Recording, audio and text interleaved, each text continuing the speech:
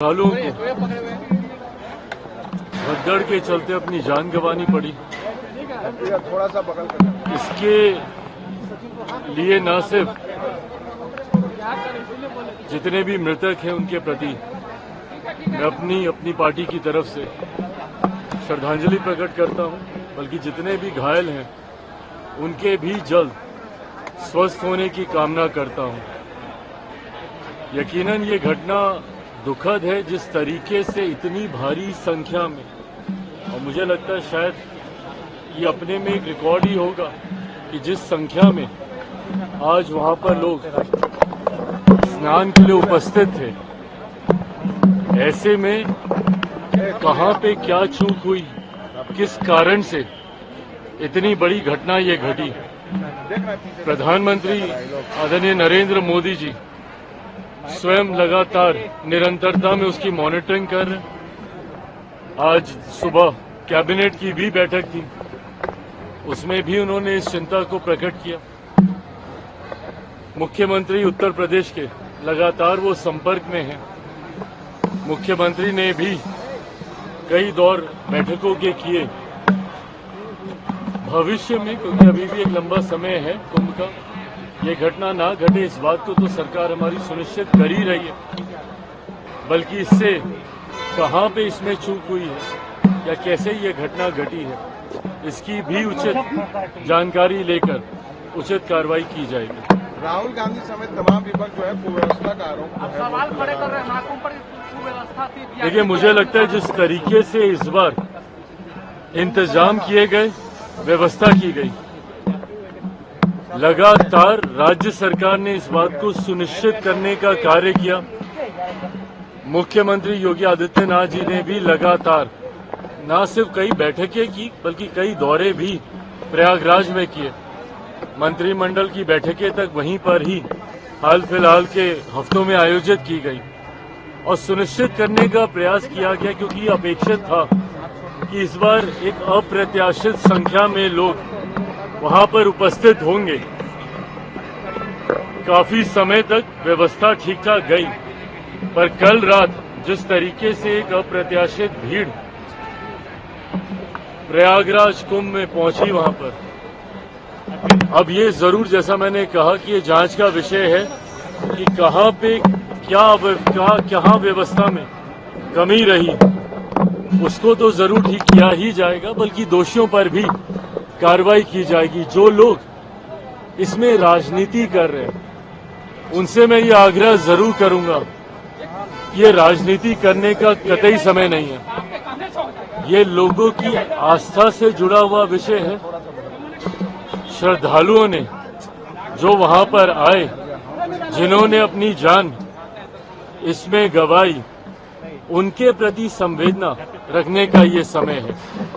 जो लोग व्यवस्था पर सवाल उठा रहे हैं, अगर उनके पास इसकी कोई सटीक जानकारी है तो जरूर सरकार के समक्ष रखें।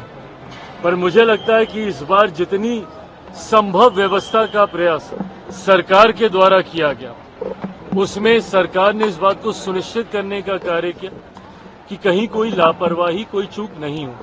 उसके बाद भी अगर ऐसी घटना घटी है तो सरकार पूरी जिम्मेदारी से इसकी जांच करवाकर दोषियों पर कार्रवाई जरूर करेगी। तेजस्वी यादव लगातार मुख्यमंत्री नीतीश कुमार के ऊपर हमलावर है, कह रहे थक गए हैं, जो अधिकारी है वो सुन नहीं रहे हैं, अपराधी लगातार बढ़ रहे हैं।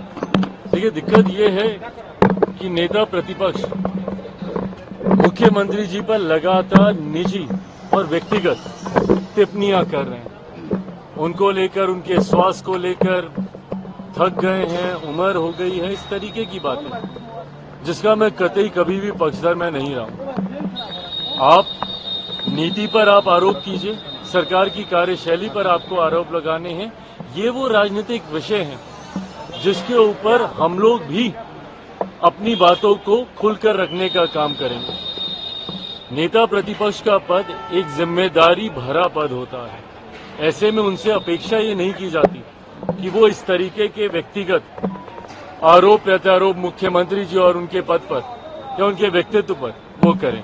अगर वो किसी नीतिगत विषय को लेकर अगर वो टिप्पणी करते हैं तो जरूर हम लोग भी उसका जवाब देंगे, पर इस तरीके के आरोप चुनावी वर्ष है, जनता भी देख रही है। ये वही मुख्यमंत्री हैं जिनका समय समय पर आपने साथ लेना अपने राजनीतिक लाभ के लिए आपने जरूरी समझा, और आज उन्हीं पर क्योंकि वो आपके दूसरे गठबंधन के, आपके सामने वाले गठबंधन को अपनी उपस्थिति से मजबूती देने का कार्य करा। और ये बात नेता प्रतिपक्ष भी अच्छी तरीके से जानते हैं कि आज एनडीए गठबंधन एक विनिंग कॉम्बिनेशन के साथ आगे बढ़ने का काम कर रहा है। उपचुनाव में हम लोगों ने इस बात को प्रमाणित भी करके दिखाया। उपचुनाव में जहां एनडीए के तमाम प्रत्याशियों का 100% स्ट्राइक रेट रहा, इस बात की घबराहट यकीनन विपक्ष में है। अब कितने महीने रह गए हैं, दिल्ली में अभी चुनाव समाप्त हो जाएगा 10 दिन के भीतर। उसके बाद पूरा ध्यान सबका केंद्रित रहेगा बिहार के चुनाव को लेकर। और बिहार के चुनाव में जिस गठबंधन के साथ एनडीए आगे बढ़ रहा है, पांचों दल का गठबंधन, ये एक तरफा हमारे गठबंधन को जीत दिलाने के लिए एक मजबूत कॉम्बिनेशन है। मैं मानता हूं इस कॉम्बिनेशन के साथ हम लोग 2025 विधानसभा चुनाव में 225 से ज्यादा सीटें जीतकर एक ऐतिहासिक जीत एनडीए दर्ज कराएगा। और जिस कोऑर्डिनेशन के साथ हम लोग आगे बढ़ रहे हैं, ये आप सबके संज्ञान में है कि तमाम दलों के प्रदेश अध्यक्ष एक एक कर अलग अलग जिलों में कार्यकर्ता सम्मेलन ऑर्गेनाइज करने का काम कर रहे हैं।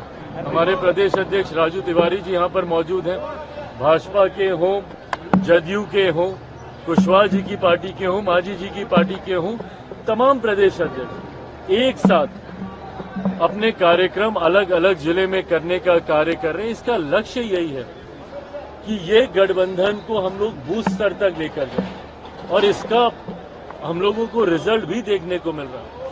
ये गठबंधन न सिर्फ प्रदेश स्तर पर, न सिर्फ नेताओं के स्तर पर एक नई मजबूती के साथ आगे बढ़ रहा है, बल्कि जिला में भी आप देखिएगा जिस तरीके से बैठकें हो रही हैं, दही चूड़ा के बाद इस कार्यक्रम की शुरुआत की गई, ये अपने में दर्शा रहा है कि बूथ लेवल तक हम लोगों का गठबंधन मजबूती से आगे बढ़ रहा है और एक ऐतिहासिक जीत की ओर हम लोग अग्रसर हो रहे हैं। दिल्ली में क्या होने वाले हैं, क्योंकि अरविंद केजरीवाल के ऊपर अब राहुल गांधी ने बयान देना शुरू कर दिया है। अब बताइए, ये है इन लोगों का गठबंधन।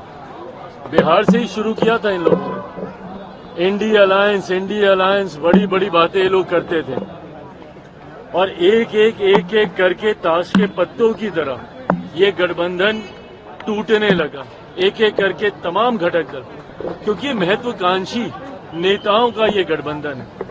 यहाँ पर हर नेता इस गठबंधन का एक दूसरे के सर पर पांव रखकर आगे निकलने का प्रयास करता है। इस गठबंधन में मुख्यमंत्री जी भी थे हमारे, पर किस तरीके से गठबंधन में नेता एक दूसरे को साइडलाइन करते हैं, इस बात का अनुभव उन्होंने भी किया। इस बात का अनुभव तमाम घटक दलों को होने लगा। ममता बनर्जी जी ने पहले ही गठबंधन से दूरी बनानी शुरू कर दी थी, और दिल्ली इस गठबंधन के टूटने का सबसे खूबसूरत उदाहरण है। जहां पर आम आदमी पार्टी अलग चुनाव लड़ रही है, तो कांग्रेस अलग चुनाव लड़ रही है, तो समाजवादी पार्टी आम आदमी पार्टी का समर्थन कर रही है, तो टीएमसी आम आदमी पार्टी का समर्थन कर रही है। दो गुटों में बटा हुआ ये गठबंधन दिल्ली में दिखाई दे रहा है। जहां पे कांग्रेस का कौन समर्थन कर रहा है भगवान जाने, पर कुछ दल जरूर आम आदमी पार्टी का समर्थन कर रहे।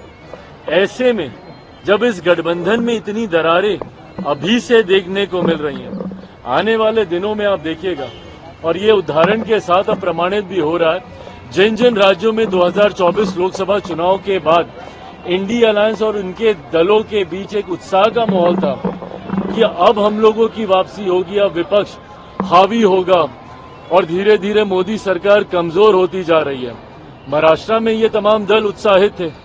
परिणाम विधानसभा के चुनाव में देखने को मिल गए, जहां महाराष्ट्र लोकसभा में जो विपक्षी दलों का गठबंधन था, जिसमें उद्धव ठाकरे जी की पार्टी, कांग्रेस और शरद पवार जी की पार्टी, ये तमाम लोग थे, देखने को मिल गया क्या हुआ विधानसभा के चुनाव में।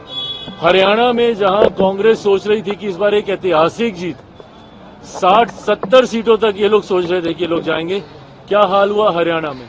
इसी तरीके से दिल्ली में भी आप देखिएगा 10 साल की जो एंटी इनकम्बेंसी है आम आदमी पार्टी की, और जिस तरीके से झूठे वादे करने का एक अप्रत्याशित रिकॉर्ड पूर्व मुख्यमंत्री केजरीवाल जी ने वहां पे स्थापित करने का कार्य किया, जिसको खुद वो खुले मंच पर आज की तारीख में स्वीकारते हैं। भाई हम लोग भी दिल्ली में रहते हैं, दिल्ली में गंगा यमुना हम साफ कर देंगे तो वहां की सड़कें ये बना देंगे, और खुद आज कबूल कर रहे हैं कि ये उन वादों को पूरा नहीं कर पाए। आज की तारीख में दिल्ली के लोग पूरी तरीके से, हम लोग भी धीरे धीरे कैंपेनिंग हम लोगों ने शुरू की है, और जो जनता का जो फीडबैक मिल रहा है, ये बात तय है कि आम आदमी पार्टी की सरकार दिल्ली से जा रही है। भाजपा के नेतृत्व वाली एनडीए की सरकार 8 तारीख को वहां पे शपथ लेगी। ये बात दिल्ली की जनता ने कम से कम तय कर ली।